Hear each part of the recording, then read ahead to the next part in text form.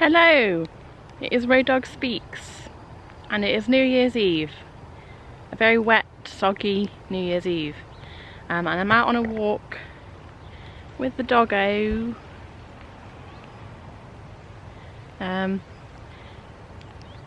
So we're just gonna go up this hill. And we're gonna talk about the year that was 2022, a year in review. 2022 was not a particularly good year for politics, amongst other things. Let's walk and talk at the same time. So I'm going to try and start backwards from what I can remember. So we've got currently a cost of living crisis going on. Inflation is about 10%-ish. Energy prices are through the roof. Gas prices are through the roof. Although I have noticed that petrol prices have been coming down, which is good. But yeah, it's just been insanely expensive for everybody. Like if you want to buy a house, just buying your basic staples, food, energy bills, things like that, vastly expensive, partially due to Liz Truss and Kwasi Kwarteng's mini budget in November, was it? And then we obviously got Rishi Sunak, new Prime Minister, third Prime Minister of this year, promising to make things better and sorting the country out, which won't happen at all. And then we've got the Queen dying in September. That was, to be honest, expected. She was an old lady. Yeah,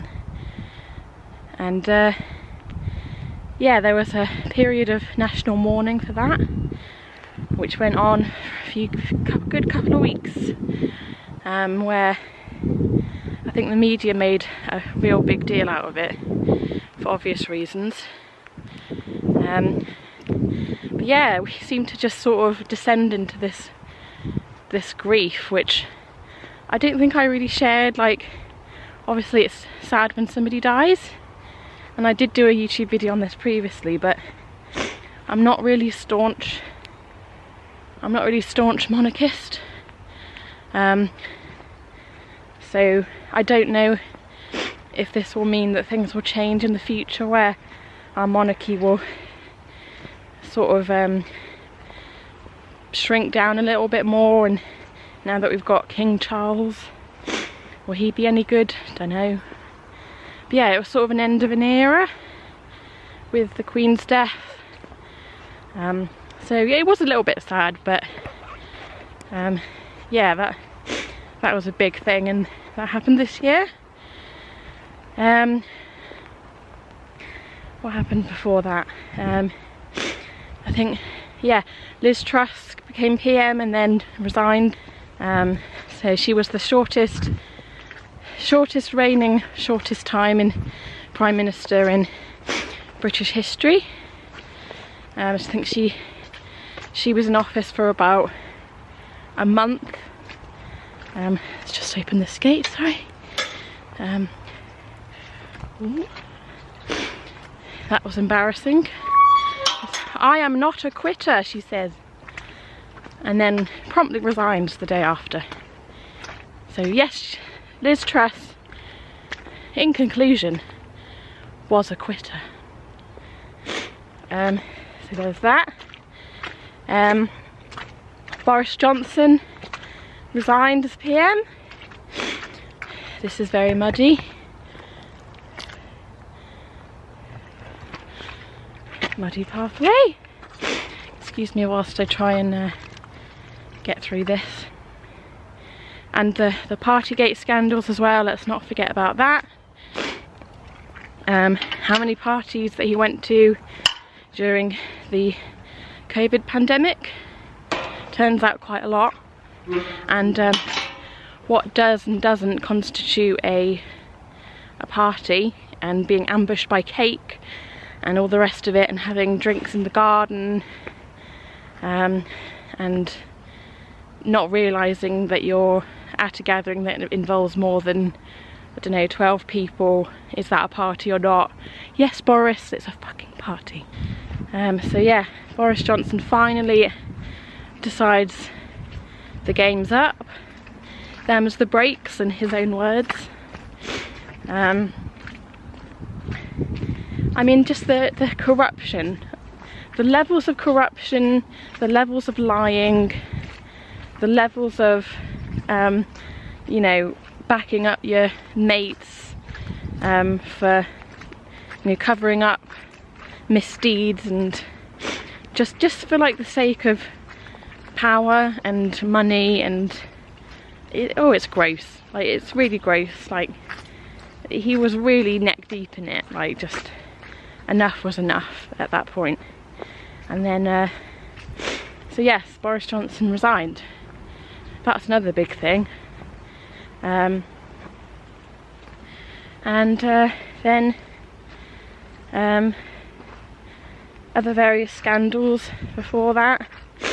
And obviously we've got Russia invading Ukraine, which has happened in earlier in the year, sort of the first half of 2022.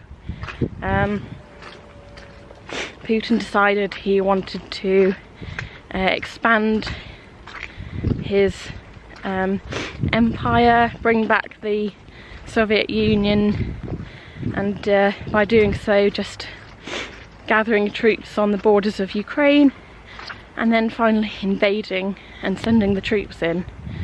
And that's still ongoing, and it's just been awful. Like, people are dying, there's been evacuations, we've got Homes for Ukraine scheme that happened, and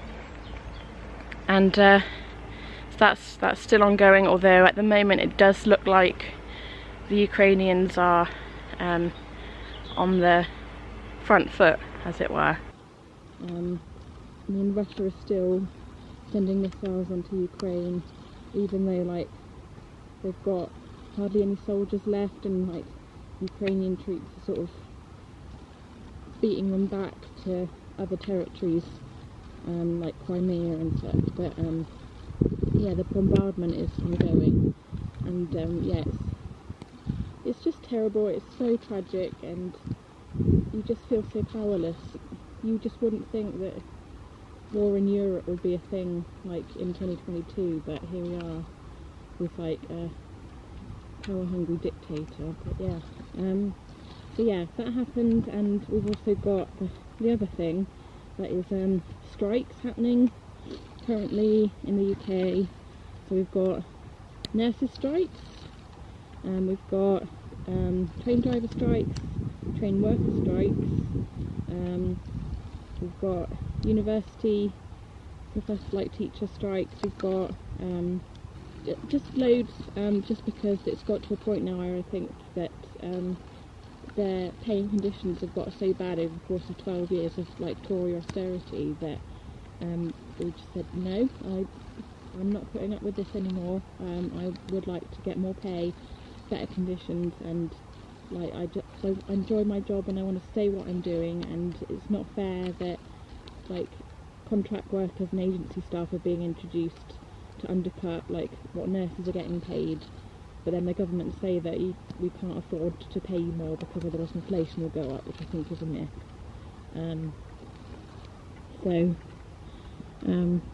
Let's just keep walking. But yeah, like it's just all over the place. It's just